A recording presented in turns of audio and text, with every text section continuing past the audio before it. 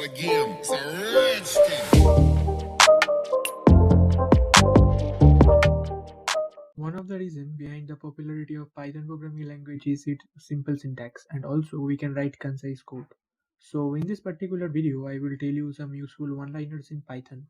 By using that, you can reduce the length of your code. So our first problem statement is we need to check if the given number is prime or not. So we are going to write the code for this problem statement in a single line. So prime number is a number which is only divisible by 1 and itself, means 7 is a prime number because it is divisible only by 1 and 7 itself. To write a code, we will use ternary operator with least comprehension. So here note that 7 is a prime number and 8 is not a prime number, but the similarity between these two numbers is 7 is also divisible by 1 and 7 itself, and 8 is also divisible by 1 and 8 itself. So we are not going to focus on these two numbers, rather we are going to focus the numbers that lies between this 1 and 7 and 1 and 8.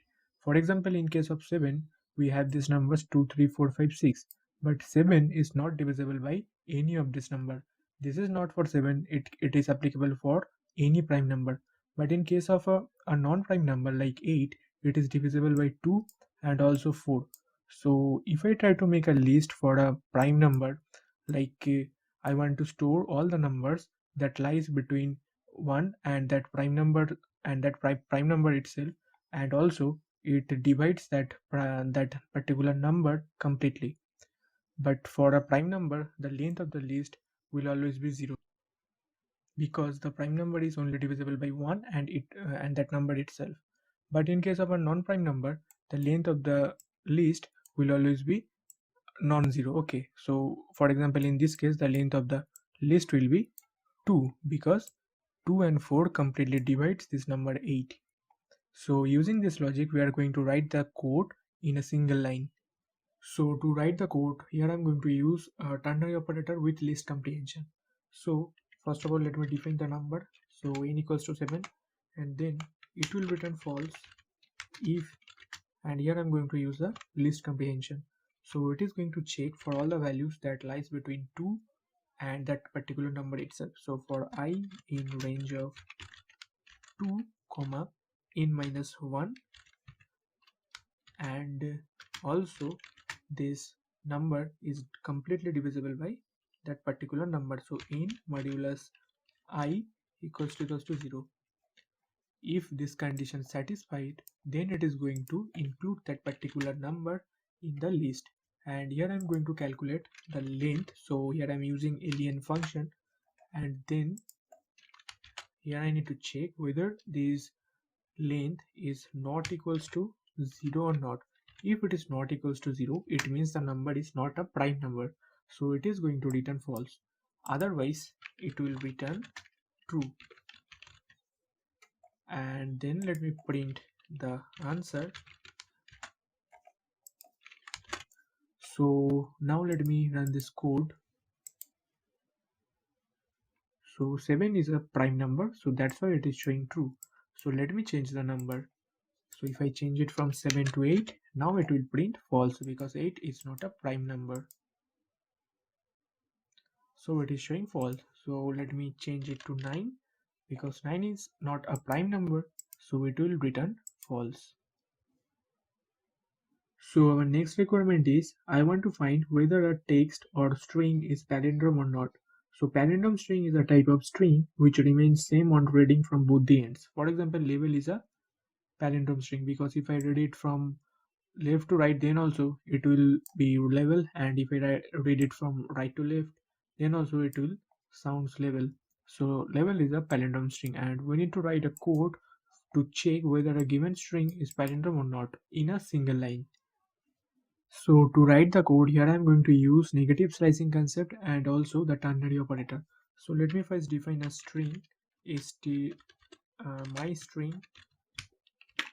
My string equals to level, and then it will return false if my string and now not equals to, and now here I'm going to use the negative slicing concept, my string, and then colon -1.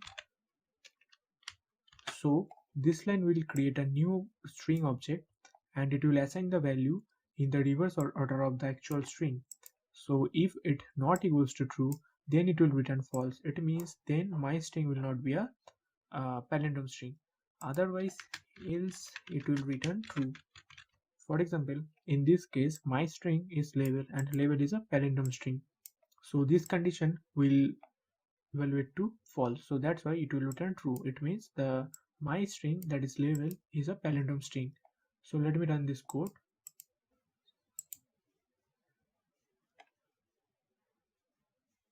Okay, let me print the return value.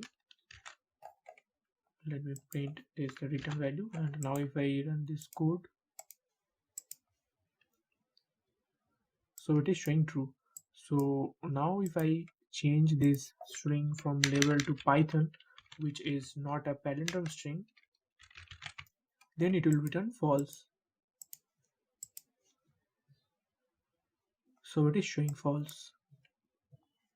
So next is we want to find the most frequent value in a list, and we want to write the code in a single line.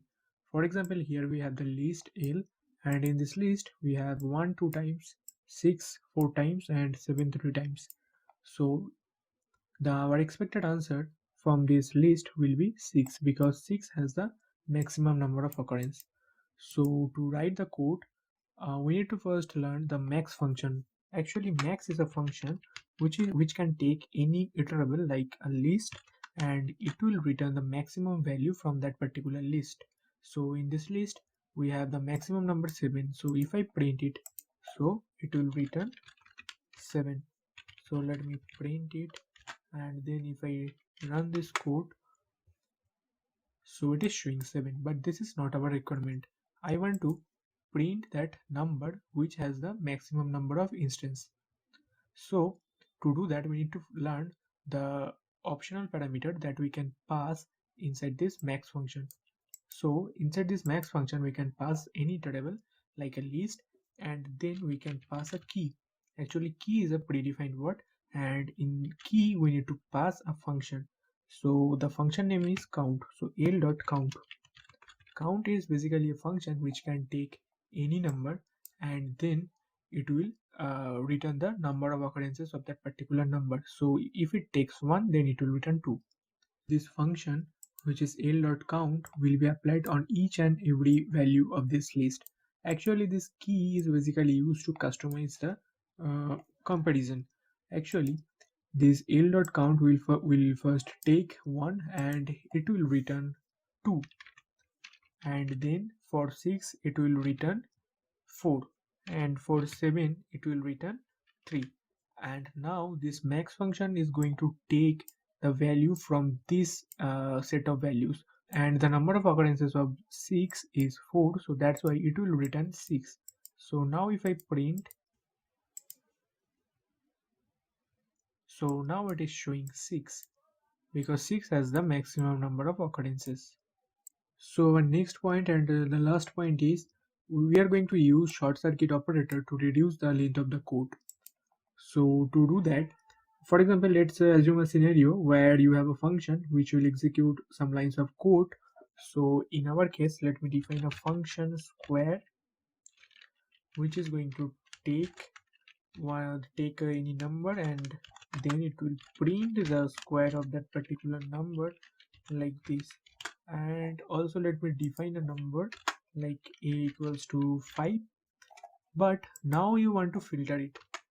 Means you want to invoke this square function only if the value of a is even. So to do that, you need to check whether this value is even or not, like this. If it is even, then you want to invoke that square function, that is sqr, and then you need to pass a.